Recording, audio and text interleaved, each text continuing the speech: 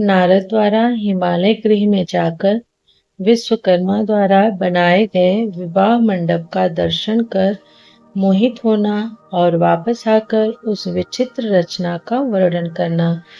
नमस्कार, हर हर महादेव। हम पढ़ रहे हैं शिव महापुराण रुद्र संहिता पार्वती खंड। ब्रह्मा जी बोले, हे मुने, इसके बाद आपस में विचार विमर्श कर शंकर जी की आज्ञा लेकर भगवान विष्णु ने पहले आपको हिमालय के घर भेजा।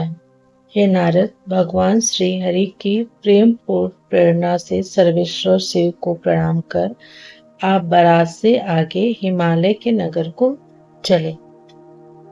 वहां जाकर आपने विश्वकर्मा द्वारा रचित लज्जा के मुद्रा से युक्त अपनी कृत्रिम मूर्ति देखी और उसे देखते ही आप विस्मित हो गए। हे महामुनि, विश्वकर्मा द्वारा बनाई गई अपनी मूर्ति को देखकर तथा विश्वकर्मा का सारा चरित्र जानकर आप शांत हो गए।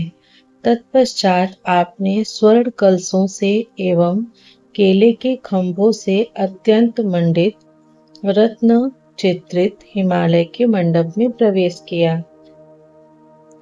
वह मंडप अति अद्भुत नाना प्रकार के चित्रों से अलंकृत तथा हजारों खंभों से युक्त था। उसमें बनी हुई वेदी देखकर आप आश्चर्य में पड़ गए। उस विस्मय के कारण आपका ज्ञान एवं बुद्धि नष्ट हो गई। पुनः आपने हिमालय से पूछा, हे हिमालय, क्या इस समय विष्णु आदि सभी देवता, महर्षि, सिद्ध एवं गंधर्व यहाँ पहुँच गए हैं? हे पर्वतराज, क्या विवाह हेतु तो श्वेत बैल पर सवार होकर गणेश्वरों से युक्त सदाशिव पधार चुके हैं? यह बात आप सत्य सत्य कहिए। ब्रह्मा जी बोले, हे मुने, विस्मित चित्त हुए आपके इस प्रकार के वचन को सुनकर पर्वत हिमालय आपसे तथ्य युक्त वचन कहने लगे। हिमवान बोले, हे नारद, अभी पार्वती के विवाह के लिए अपने गणों तथा बारातियों को लेकर शिवजी नहीं आए हैं। हे नारद, आप उत्तम बुद्धि से विश्वकर्मा के द्वारा रचित चित्र जानिए। हे देवर्षि, आप आश्चर्य का त्याग कीजिए, स्वस्थ हो जाइए और शिव का स्मरण कीजिए। आप मुझ पर कृपा कर भोजन तथा विश्राम करके मैनाक आदि पर्वतों के साथ शंकर के समीप जाना। हे महामते, जिनके चरण कमल की अर्चना देवता तथा असुर भी किया करते हैं, उन शिव की प्रार्थना कर आप इन पर्वतों को साथ लेकर देवताओं तथा महर्षियों सहित उन्हें यहाँ शीघ्र ले आइए।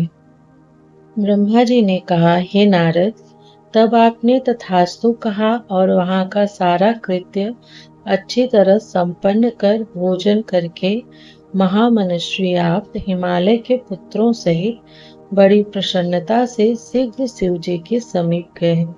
वहां आपने देवताओं से घिरे हुए महादेव जी को देखा। आपने तथा उन पर्वतों ने भक्ति से उन कांतिमान शिव को प्रणाम किया।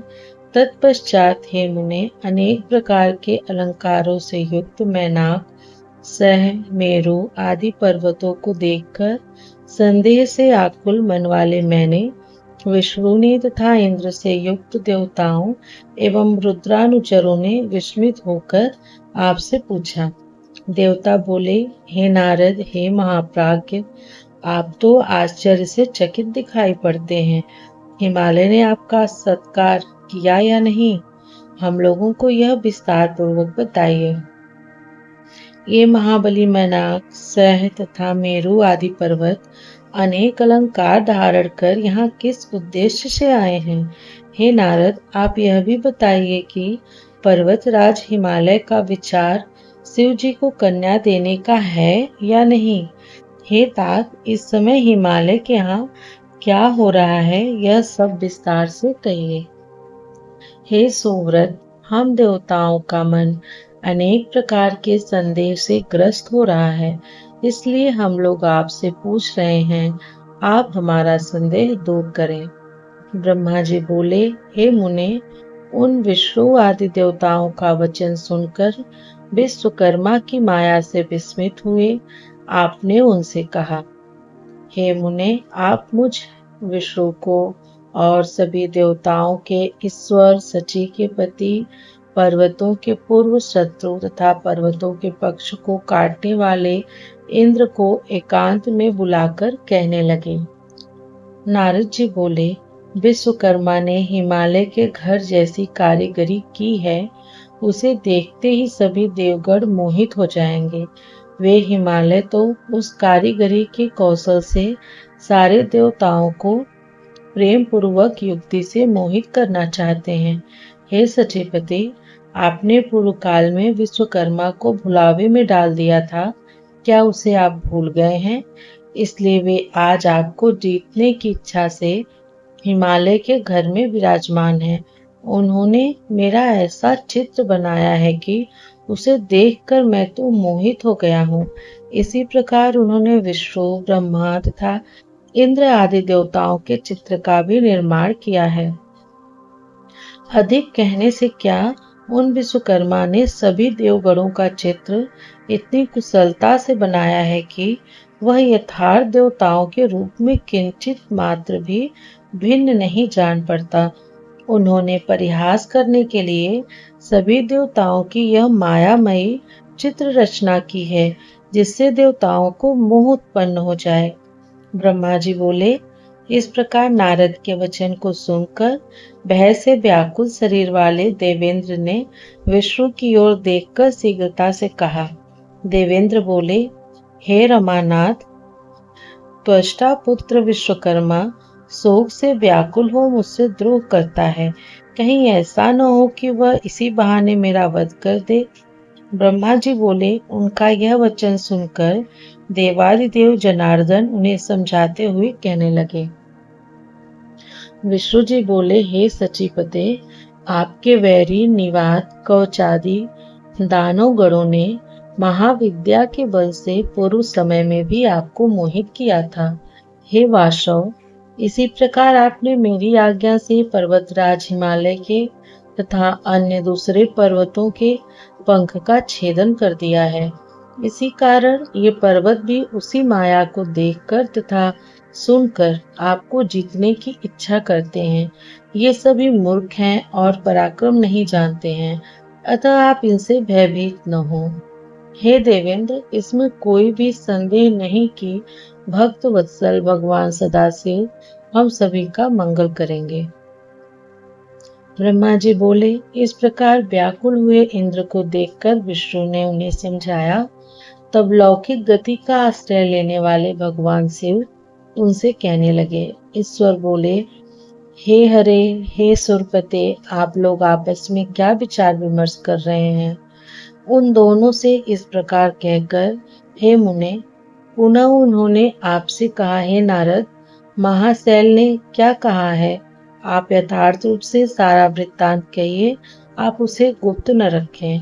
आप शीघ्रता से बताइए कि शैलराज की कन्या देने की इच्छा है अथवा नहीं। हे तात, आपने वहां जाकर क्या देखा और क्या किया, यह सारा वृत्तांत प्रेम पूर्वक कहिए। ब्रह्मा जी बोले, हे मुने, जब शिव जी ने आपसे यह कहा तब दिव्य दृष्टि वाले आपने मंडप में जो कुछ देखा था वह सब एकांत में इस प्रकार कहा। नारद जी बोले, हे महादेव, आप मेरा शुभ वचन सुने। इस विवाह में किसी प्रकार के विघ्न दिखाई नहीं पड़ते और न तो किसी प्रकार का भय ही है। शैलराज निश्चित रूप से आपको ही अपनी कन्या देना चाहते हैं और ये पर्वत इसी निमित्त आपको लेने की इच्छा से यहाँ आए हैं, इसमें संदेह नहीं है।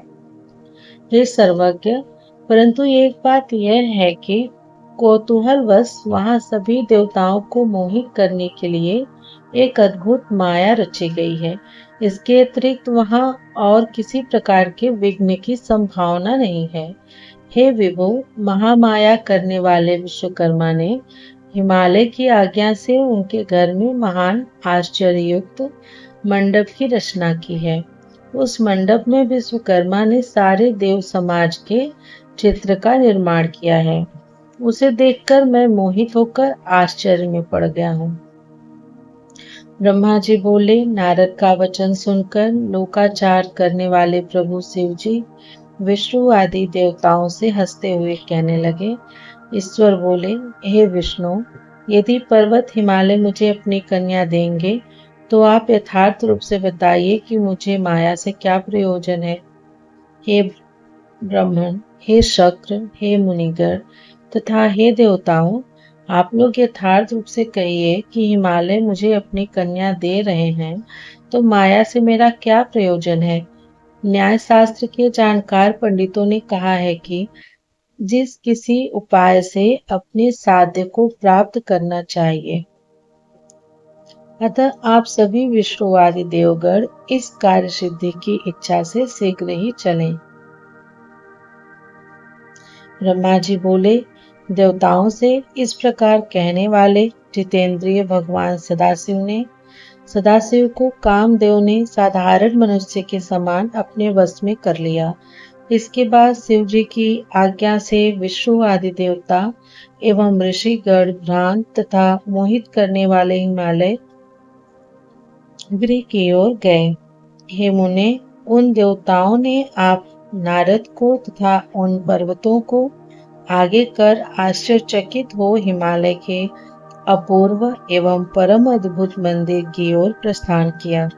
इस प्रकार हर्ष में भरे हुए विष्णु आदि देवताओं तथा प्रसन्नता से युक्त अपने गणों के साथ वे शिव जी आनंदित होकर हिमालय के नगर के समीप आ गए। इस प्रकार से शिव महापुराण के अंतर्गत द्वितीय रुद्र संहिता के तृतीय पार्वती खंड में मंडप रचना वर्णन नामक 41वां अध्याय पूर्ण हुआ। प्रियम शंकरम सर्वनाथम नमामि। हर हर महादेव। मिलती हूँ अब आप लोगों से शिव महापुराण के अगले अध्याय में। तब तक शिव महापुराण सुनने के लिए आप सभी लोगों का बहुत बहुत धन्यवाद।